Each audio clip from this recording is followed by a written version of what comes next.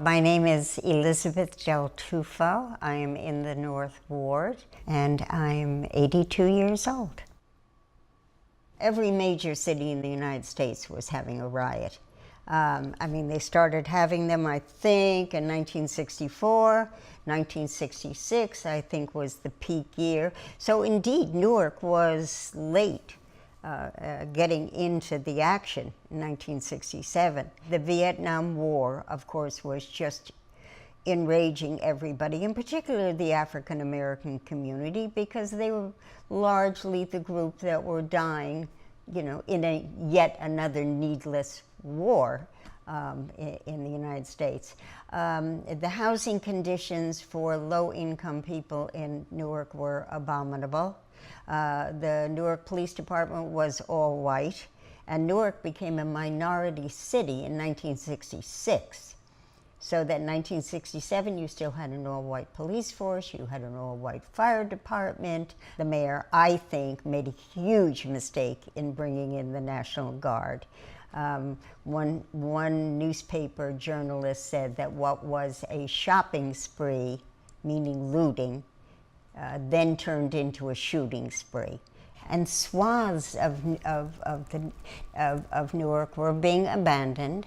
There was arson, there was vandalism, and there was totally inappropriate development. Newark isn't worth anything, so we're just going to tear it. I don't care if these are beautiful brownstones. We'll just bulldoze them all, and we'll build whatever we want to build here, even if it's a surface parking lot.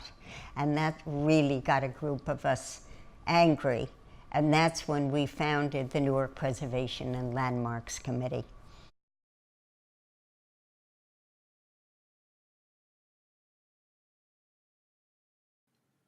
So I was locked up the first night of the Newark Rebellion. In its entirety, the rebellion went on for 6 days or so. Thousands of blacks were arrested and thousands more were injured. The official score was 21 blacks killed and 2 whites, a policeman and a fireman.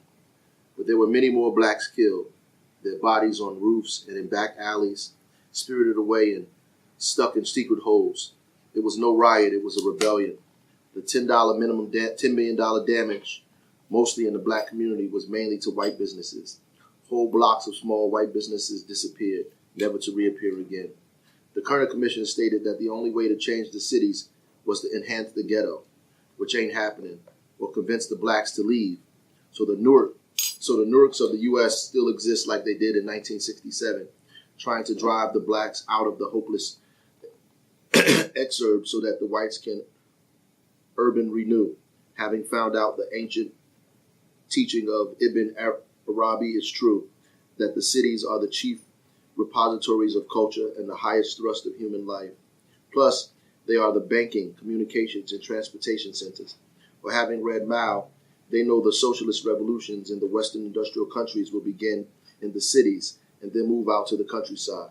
And these rebellions, checked with Kerner, were not the work of the lumpen, i.e. those crushed already by capitalism, the pimps and prostitutes, dope addicts, the dangerous class. The rebellions were the handiwork of the main of the disenfranchised young black workers enraged at racism and exploitation.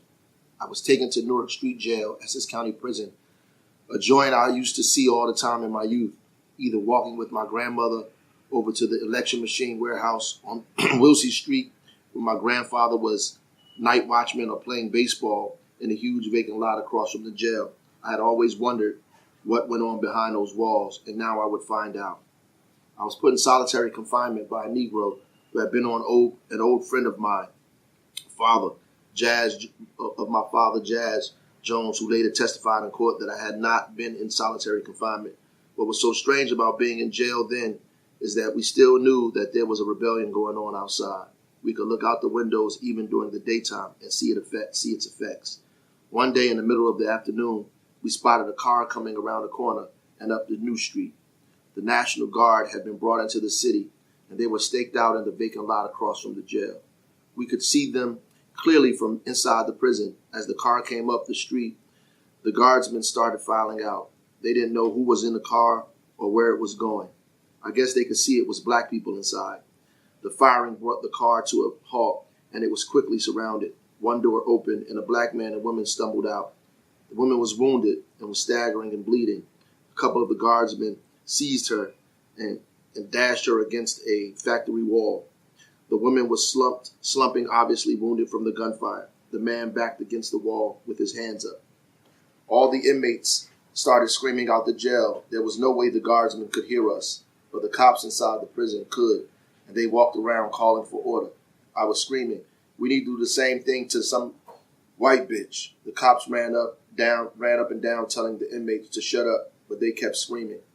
That night, someone started shooting at the prison. They shot the lights out around the walls. The firing was coming from one of the factory roofs that extended down the block across the street from the jail. You could hear the pop, pop, pop of what sounded like a 22. The National Guardsmen opened up, blasting it in the direction of the 122 for about 10 minutes. Then all was silence, except in the prison guards turned up the canned music until it was almost screaming. It was Patty Page singing, "We'll Be Together Again." The guardsmen were so frightened, they had a tendency just to shoot and shoot without even bothering to aim or look squarely in the direction of what they were firing at. Probably it was something in their own heads. The state policemen, on the other hand, were straight-out murderers. The job they did on a young boy they caught trying to liberate some liquor store, Joe Ray's Tavern on Bergen Street, was one grim example. The boy was shot over 35 times. He had 6 or 7 slugs through the top of his head. I got hold of the photo of his autopsy after I got out, printed it up and circulated it. The police and sheriff's department tried to catch us and lock us up for circulating the photo. The bloody killers were heroes.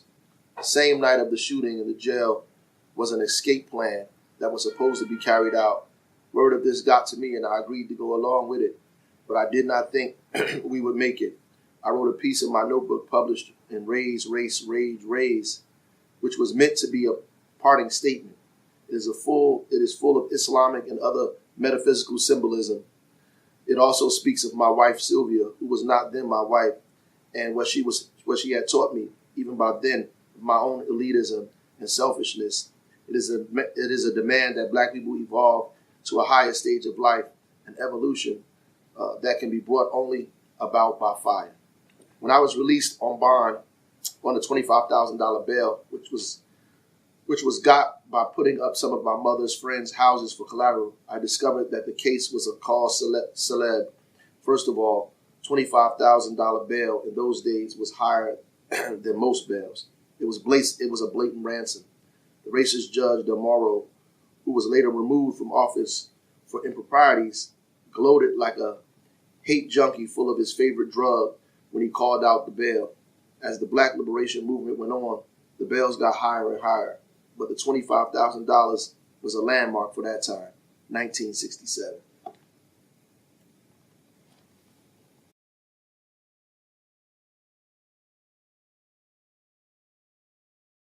I would say roughly 80% Black, 15% Hispanic, and 5% white. Let me ask you this: how many other minority officers? It wasn't that many. It wasn't for Black. Right. It wasn't that many. It Count just on the one point. hand? It was. Oh, you count on one hand. One hand. I walked in the Newark jail, and it got dark in there. I thought it was my glasses. It was majority Black, because I looked at. Oh my gosh! I looked around with a number of Black people. And I said, well, I ain't seen no whites, seen no Spanish. I said, well, I ain't seen nobody but Blacks. I said, oh my gosh. It was right a little after a riot. So now I was really got a little nervous. I said, oh my gosh. But I never had no problems. At that time, it was mostly Black, but I did a little survey of my own on that. You take the history of where they're born and all that. And most of those guys that were in the jail, they came from the South, southern states. The guys from Newark, there weren't that many of them. I was surprised. There was so much tension between the police and the community. The tension was so great you could almost cut it with a knife. You know, there was just so much friction. Okay, well, you know, Armando B. Fontoura, F as in friendly, Ontoura. I am the sheriff of Essex County. You arrest someone after we process them from the precinct lockup. We would transport them to Essex County Jail, you know, on Newark Street. And the building was kind of very nice, you know, it looked wonderful. It was a very nice facade. It had a nice, almost had a welcoming, you know, if I can be facetious. But the building itself was very nice until you stepped inside. Then you knew exactly that it wasn't a mansion. You know, it wasn't. You weren't there to have dinner. You know, but the place itself was functional.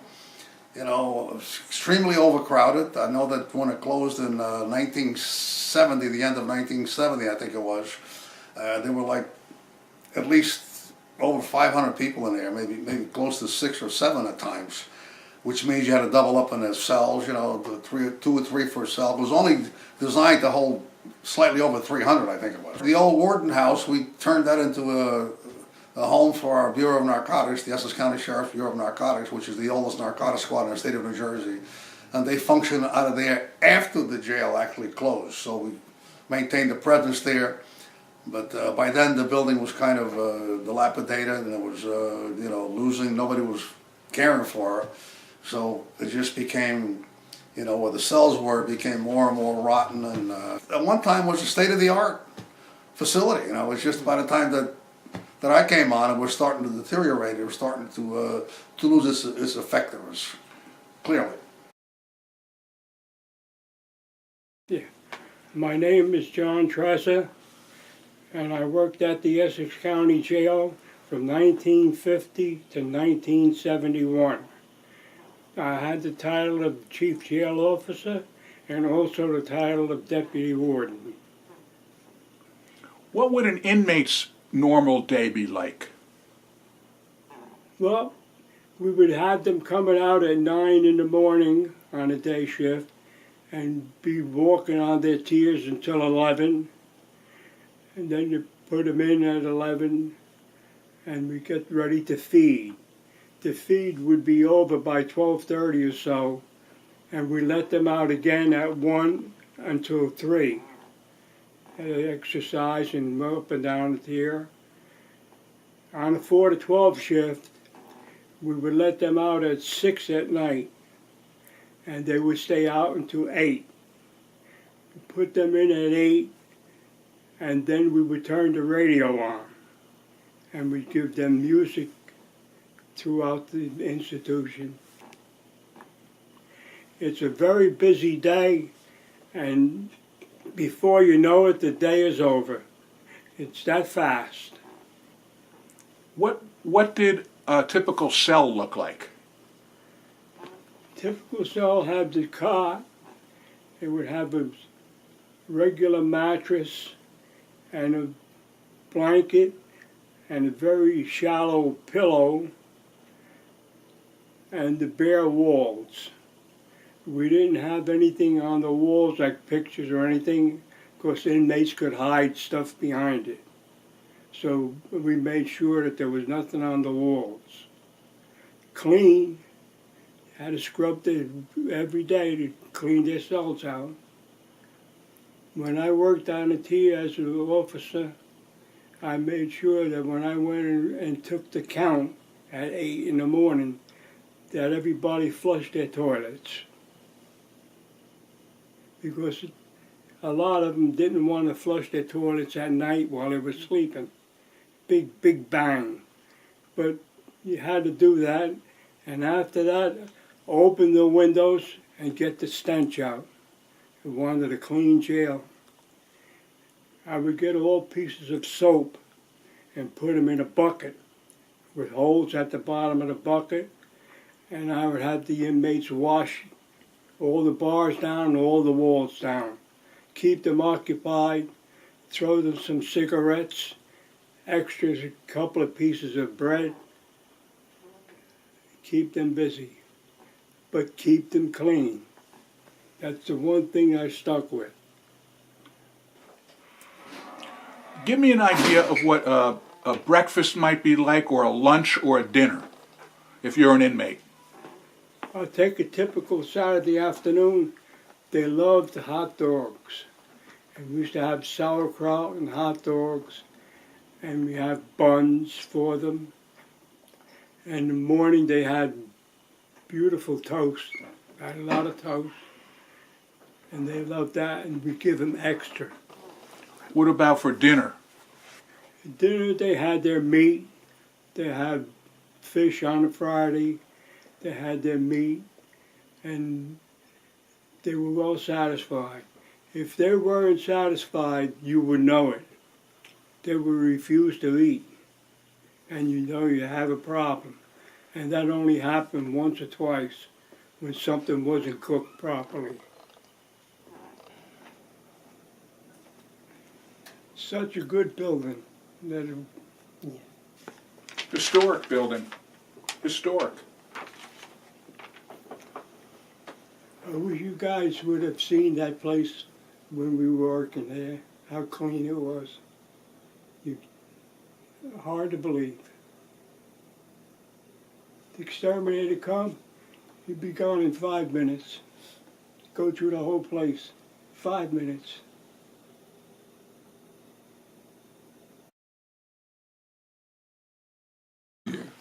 Hi, how you doing? My name is David Cannon, and I was Essex County Correctional Officer from 1969 to 1994.